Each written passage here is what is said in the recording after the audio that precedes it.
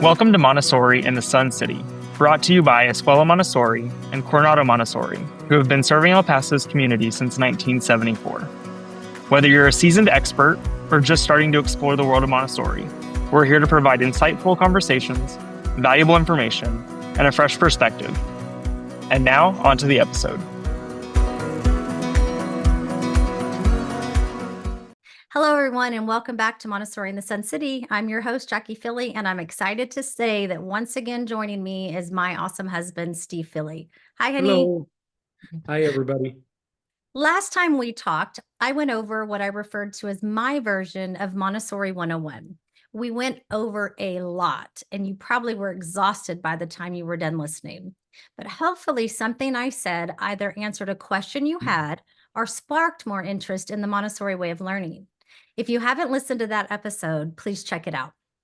So we thought would be a great follow-up to Montessori 101 would be to go over the differences between a Montessori education and traditional education.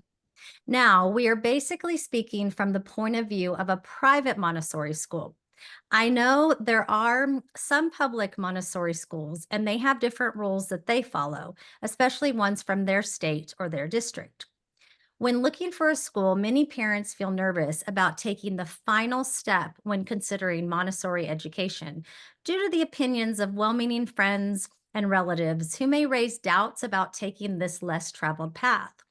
By going over some of the differences today, we're hoping to provide relief by offering concrete comparisons and differences between the two systems, demonstrating the advantage of a Montessori approach. Now, just a side note, what we're going to be talking about will give you a general idea of differences.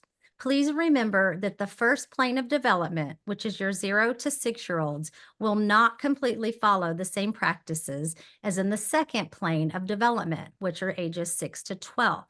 For instance, in the early childhood years, children work independently with self-correcting materials. However, in the elementary years, children often work collaboratively, and while some materials in Montessori elementary classrooms are self-correcting, there is also a significant emphasis on impressionistic charts, experiments, and creative open-ended follow-up work. Trillium Montessori does a wonderful job at diving a little more into depth about these differences. There's a great article if you just check the website. They're located at www.trillium.org. Okay, so in our information package, we include a handout that goes over the differences between Montessori and traditional education. We really encourage our parents to look through it, read it, ask questions. But what we thought we would do today is go over that with you. There's 16 facts listed, but Steve and I have picked out our favorite top 10 reasons to choose a Montessori education. And remember, these are in no particular order. So I'm just going to go over what the Montessori school does, and then I'm going to tell you what a traditional education does. And then Steve and I will kind of go back and forth with it. Are you ready, honey? Let's go. First up, in a Montessori school, children learn at their own pace and follow their individual interest. In a traditional education, children learn from a set of curriculum according to a time frame that is the same for everyone. We see that a lot in our schools, don't we, Steve? Especially when we get more towards the elementary classrooms.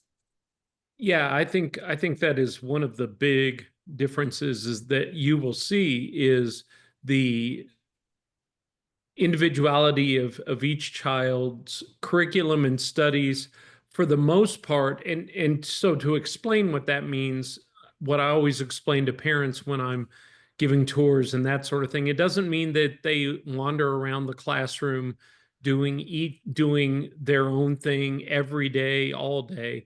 It means that they have certain freedoms to choose, for example, activity A or activity B or whatever that their interest is and whatever their sensitive period is.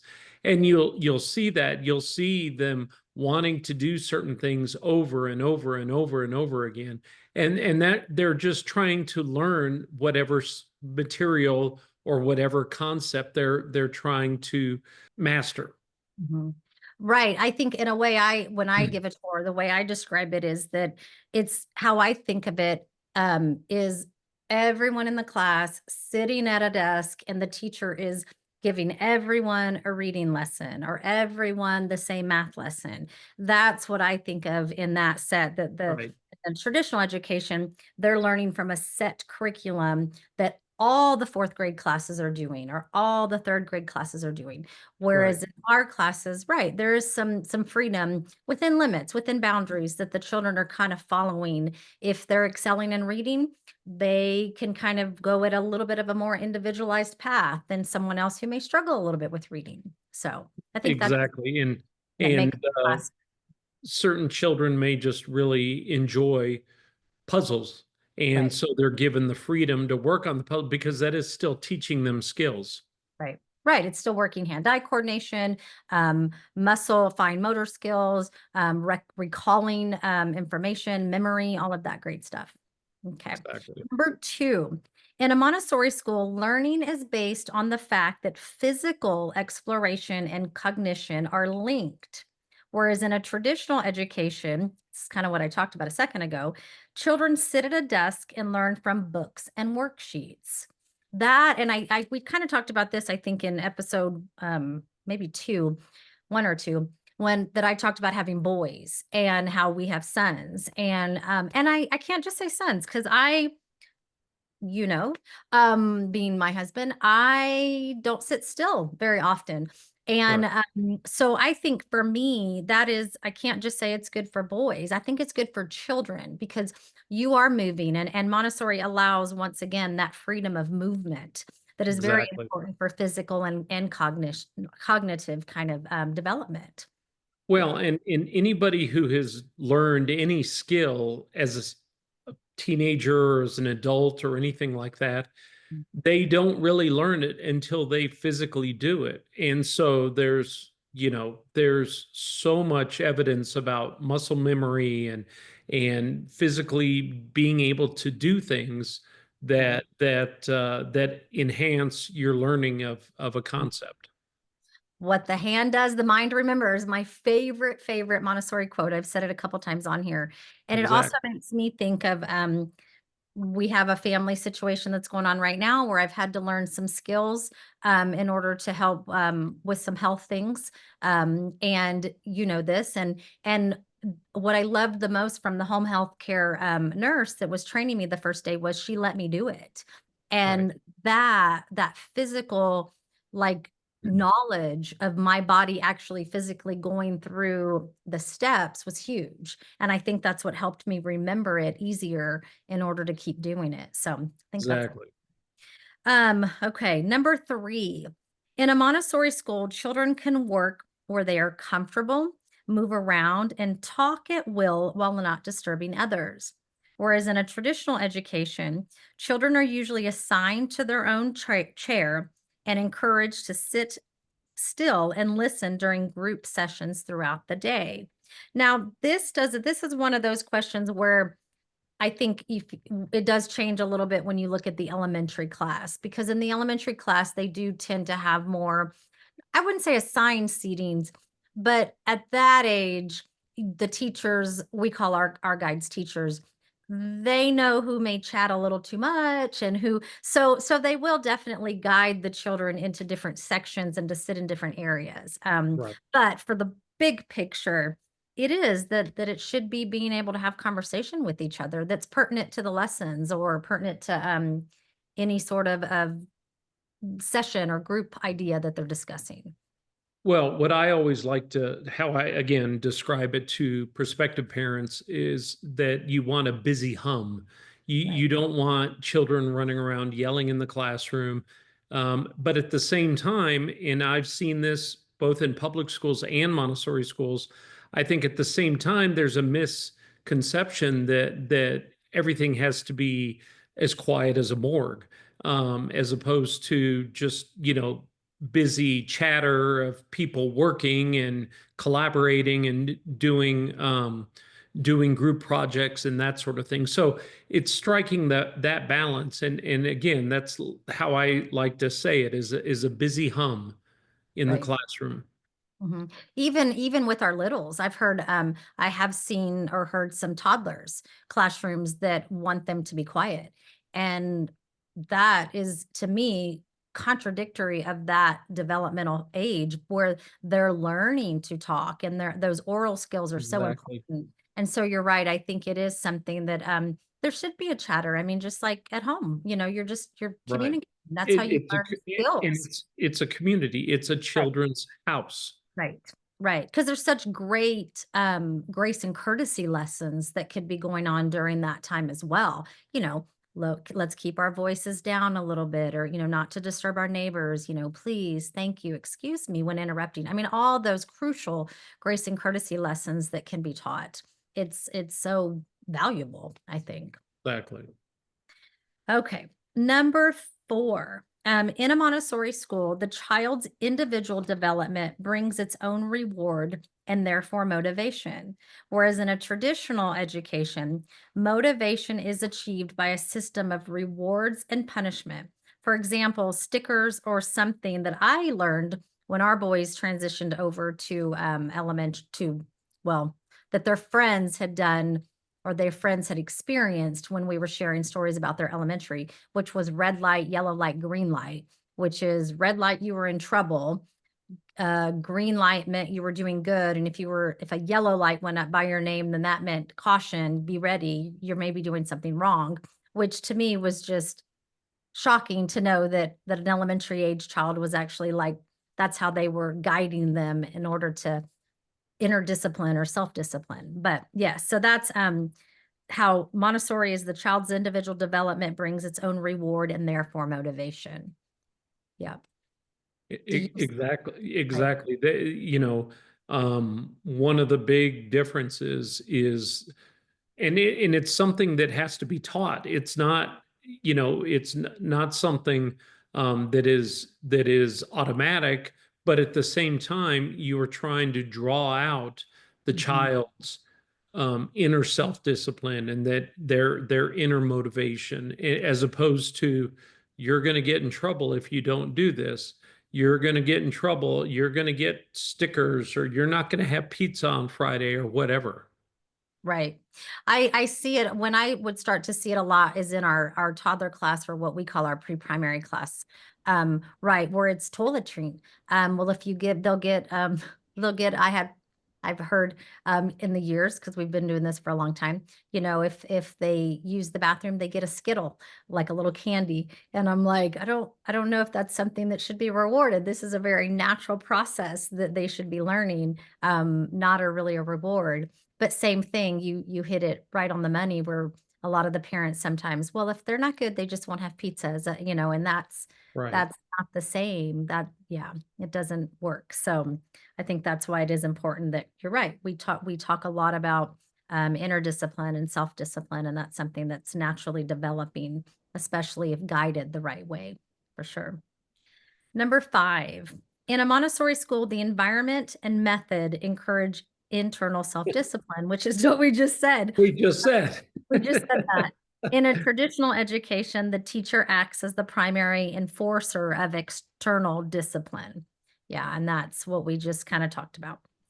Anything to add on that one, honey, or you think? Just how, again, it's not intuitive for the children automatically, and it's also not intuitive to teachers and staff and parents, because we have been taught, the ways we have been taught over the years.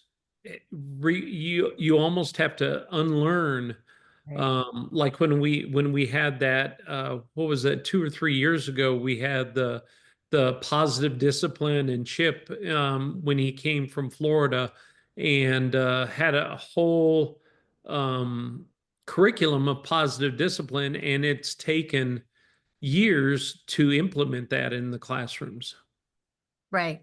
And I think it is something that's not only a Montessori thing to learn, but it's also, I think we're you do have to relearn it, because I think it can also be a culture type Cultural. of cultural response where, that's how you did things, you were Right. seen and heard, and you just do what I say. And And so it is relearning. I really like that you said that, that's important to do. Number 6, in a Montessori school, a child works as long as they wish for a chosen project. In a traditional education, the child is generally given specific time limit for work. Yeah, that's Yeah. that's tricky. So I think the again, this is one of those common misconceptions, is that the children don't do one thing all day, and the next day and the next day they're just doing one thing. It's upon the teacher to, I mean, we call them guides, or we call them teachers, other schools call them guides, to guide them in other areas that the teacher knows that they need to be working on. So, for example, if a child, to use the example I used before, likes puzzles, let them work on puzzles for a little while, but then guide them to other areas in the classroom that that the teacher knows that they need to be working on. Right. And I think also the teacher, our staff, because I can talk about ours, they're also trained to know that, is it something that they could come back easily and pick back up, or like a puzzle. A puzzle is easy to kind of, okay, let's put a pause on it. We're going outside for recess at this time. You can come back and easily pick it up. Or is it a more advanced work that they need to process through? Like, I know years ago when I first started basing out of Coronado, our Coronado location, there was a little boy, who's one of our alumni now, and he was working on continent work. And he was at a point where, when it was time to go out of recess, it was gonna throw him. He wasn't at a good stopping point.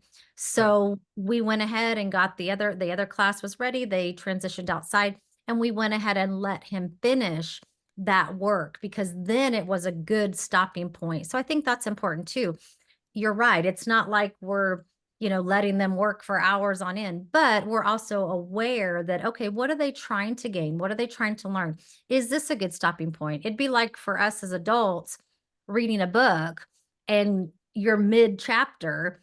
It's Right. not the best place to stop. So Right. let's take a couple minutes, finish that chapter if we can, and then pause. And so I think that's really what I love a lot about Montessori, is it teaches the children to kind of be able to work on their time system, kind of work on Time management. thank you, honey, time management.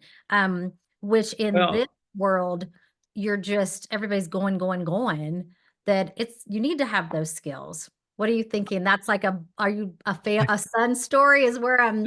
no, it's a funny story. I was thinking of using a modern comparison of if you're binging on Netflix or something, don't stop in the middle of the story. Complete the story till you can go to the Exactly. next episode.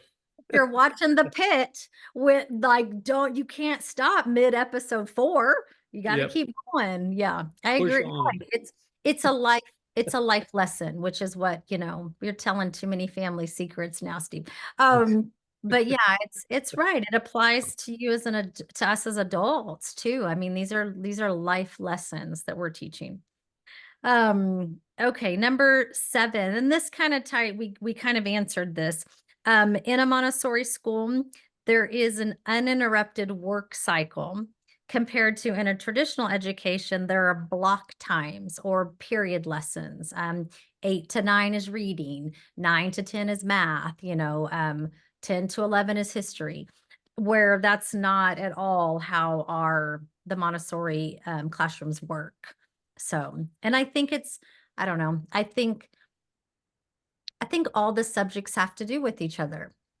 I Right. mean, when you're doing language or reading, it does kind of do with geography, because if you're reading a book, where was the book set? What's the history behind it? All of that good stuff. So how do you just divide it out like that? It's Well, whole. and I think make it more relevant with all those different areas, all those different disciplines that, you could you can make a lesson about anything and go into math and science and language and like you said, history. I mean, it can, and geography, it can all, you can pick one subject and just go into all of the different areas in the classroom.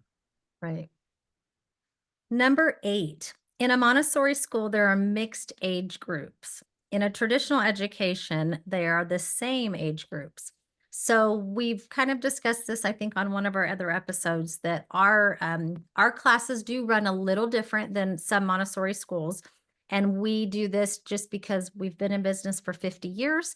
And your mom was instrumental in making this decision years and years ago. This isn't anything new, that we divide ours a little bit differently. So our toddler class, they can be as young as 18 months and it can go up to 3.5. Potty training is what kind of dictates that. We take Children's House, so 3 to 6 year olds, and break them apart. So our pre-primary, they can be as young as 3, and they can be up to 5, depending on where their birthday is for the school year. And then primary can be as young as 4.5 to 6 year olds. And then elementary, first, second, third, for me at Coronado, or for our school at Coronado, a lower elementary. And then at Sunset, it's pretty cool. It's what I is always refer it to as like Little House on the Prairie, the old schoolhouse. First, second, third, lower elementary, and fourth, fifth, sixth, upper elementary, are all together in one building. So we have lower and upper all in one building, which I think is beneficial. It reminds me of home. When you have a toddler and say you have a 2-year-old and you have a 4-year-old, they're going to be in the same house. I mean, that's okay. They're going to be learning from each other. And that's the beauty, I think, of those classrooms. Well, and that and part of it is, for example, with the elementary, you may have technically a second grader that is doing really well in math. And so they'll be doing math work with maybe the third grade, or maybe another second grader needs a little help in reading. So they're working with the older first grade children. It's that flexibility and that, um, um, flexibility that it enables us to put getting back to the individualized approach, putting the right children in the right spot so that they can do well. Mm-hmm. Now, I will say we do there is a flexibility, but you also have to look at ages of development. So Right. you're not going to put a 2-year-old in with, say, our primary class, my 4.5 Right. to 6-year-olds, because developmentally they're not there yet. So that's the beauty of Montessori, is if you have a 3-year-old, say, in the toddler class, and they're not potty trained yet, so they're not moving up, mainly just for ratio purposes, that toddler teacher can still give them academically what they need Right. while they're maturing, while they're going through the phases of just social, emotionally, kind of doing the whole potty training thing. Right. Same thing for like a 5-year-old that would be 6 and would be ready to go to kinder in the first grade. We can still keep them back in what's called Children's House and still academically meet them where they're at, and then they can just transition when they're ready. So you're right, it's kind of that individual approach. Because I know over the years we've had parents that have 5-year-olds and want them to be in the elementary class, and we're like, it's right, academically they may be ready, but social, emotionally, maturity level, they're not. And so it's a balance of knowing all of those Right. areas of growth. Yeah. Number 9, and this kind of, I keep leading into these questions without knowing.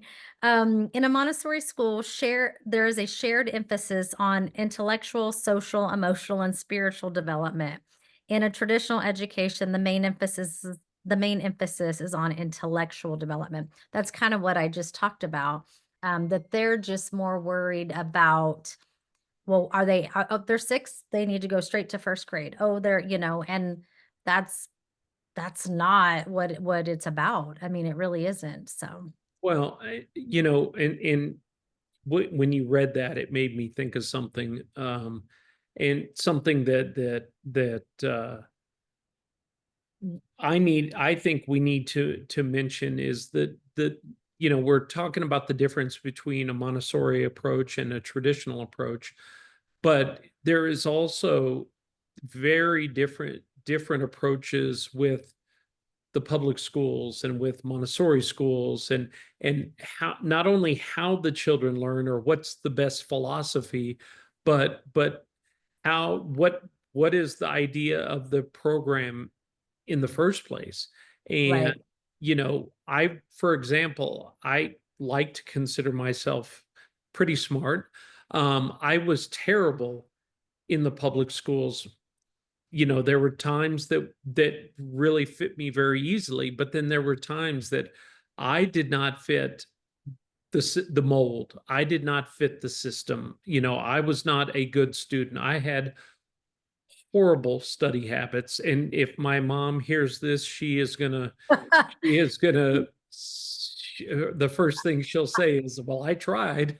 I but can hear her but from her house actually saying that. you know um it is just different. It is totally different. There are so many differences in what we expect of the children and how they learn. And I think the big thing is with the public schools, it's not even focused, I don't think, on learning. It's focused on producing a Yep. result, producing grades. How are your grades? What are your grades? you know Not even so much did I learn that material. I like to, and she'll probably be upset too, my daughter-in-law's comparison Right. in what a good student she is and was in high school and Right. college and medical school. She retains knowledge like a sponge. She has the best study habits anybody. So she is not really a good example either, because she's the perfect student for the system that she was in. I would have been horrible because studying was just so hard. And that's an important part of the students, that we have to meet them. We have to be able to recognize which students struggle with that technical aspect of learning. It just studying, okay, you can't produce you can't produce the information this way. Why don't we try a different way? It's not that they're not learning, it's just that they're not doing they're Right not way. producing yes, they're not producing the correct result um Right. within the system. And see, and this is where we joke, because we always say that we would have never dated in school, because right, you are very naturally smart, where you're a lot like our daughter-in-law, is y'all can just Better retain student. in right, retain, and y'all can, you and Hallie both just retain information, and Jay too, I would say, our son Jay. Were not me. Like, I have to work at it. I have to really, like, really focus on it and study. And so for me, traditional, it was easy because you're right, it was set up in that way of learning. But I learned that it had to be only one way. And so I think for me, that was hard, because then when it was, oh no, there's so many different ways you can do things, which is my natural character. My natural character is to think outside the box and let's try different things. But I felt like I was always being put in this box, that you had to do this, you had to exactly only be like this, because that's what school is about. And so then I hated school. So then I didn't want to participate. I And remember, that's what I'm sorry, and no, that no, and no. that's what we don't want to do. We Right, want to right. create, we not create, we want to Yeah, well, create a love mold of learning. I mean, children who yeah, love to learn. right. And it is funny. I think back now to my junior year, and you know this, math is not my, yeah, like I just am not a math girl. And so math was all, well, Math was always really hard for me. Montessori math is amazing and it makes so much sense. And I wish I would have known that earlier. But I was thinking to my elementary and junior high and high school years that I hated math. Math was a chore. And I think I've told you this, that I had my junior year, I had a teacher who I think unfortunately is not around anymore, but Mr. Keltner, still remember his name because I had him my junior year and my senior year. And he figured out that if I took a test and I could sit on the floor, I did so much better because I was comfortable than having to sit at a desk and take the test. And I ended up getting A's both those years because he took the time to observe me and watch. Like when I would ask, can I sit on the floor? It wasn't because I didn't want to not do the work. It's just I was trying so hard to figure out a way to make myself comfortable to retain and kind of, just know this information. And God bless Mr. Keltner because he let me. And those were the only 2 years I had to A's in math. But what an amazing man that he watched that and he observed what I was capable of if I was just put in a good environment that helped me. And Um, that's what a Montessori teacher should be doing. that's what they right. That's the big differences we observe and we're watching and we're really trying to make sure that we are providing an environment for that child to love to learn. I mean, that's what it's about. You should always want, because you're always growing, you're always learning, no matter how old you get. Okay, number 10. In a Montessori school, we do not have standardized testing. Kind of funny. In a We're kind of traditional leading again. Exactly, another leading. In a Montessori school, we do not have standardized testing. In a traditional education, there is standardized test. And most of the time, we learned this with our youngest when he went to middle school, the children are taught to the test. Um, that goes back to kind of what you were saying earlier. Some of us can't test. Like I get phobia when I have to sit down and test. That just makes me so anxious.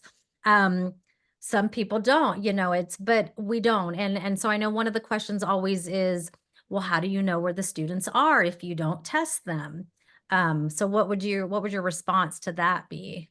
So what we have observed is that we know what they have to do on the curriculum. They know where they have to go.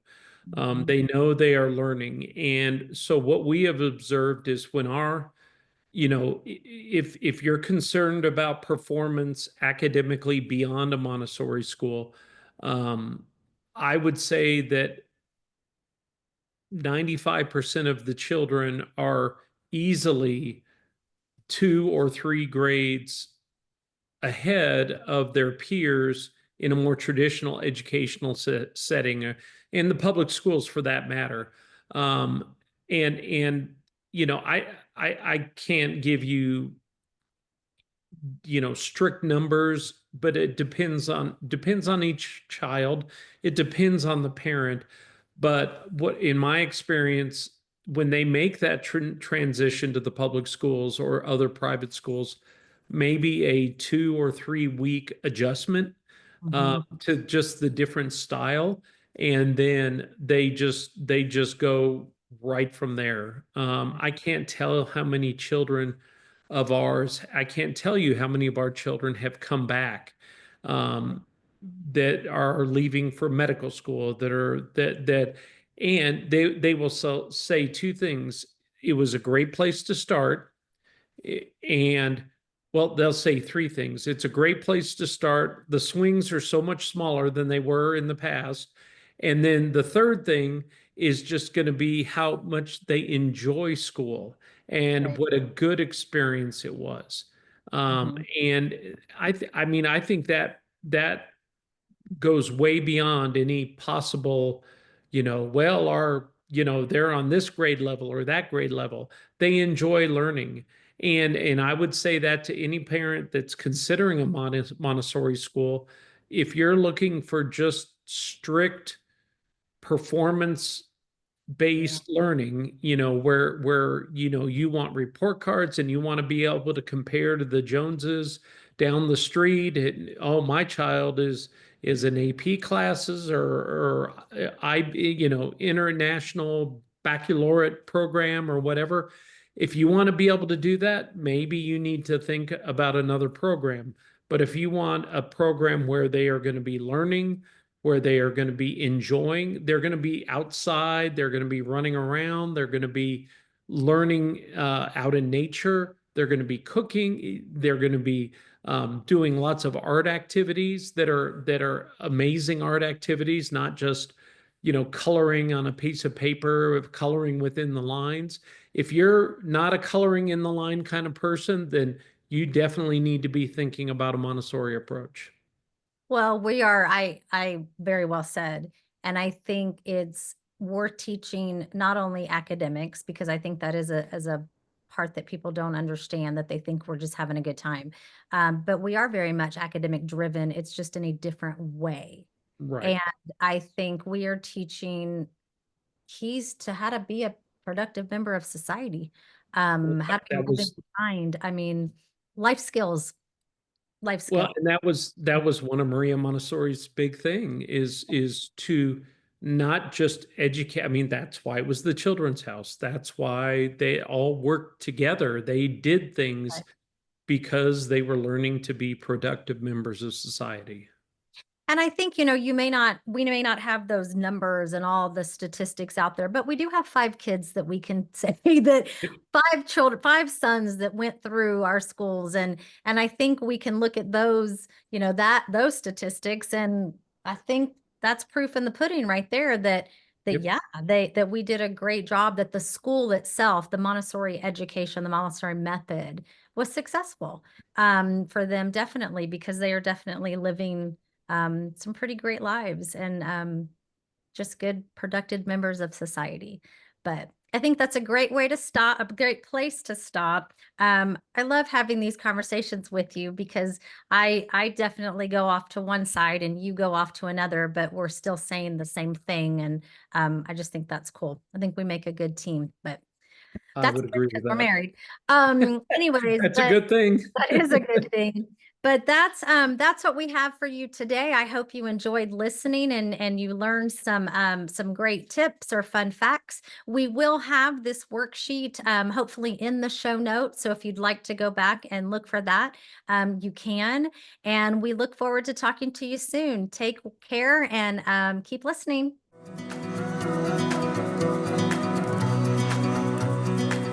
Thank you for listening to Montessori in the Sun City. Don't forget to subscribe on Spotify, Apple Podcasts, or wherever you listen so that you don't miss an episode. To learn more, visit www.epmontessorischools.com.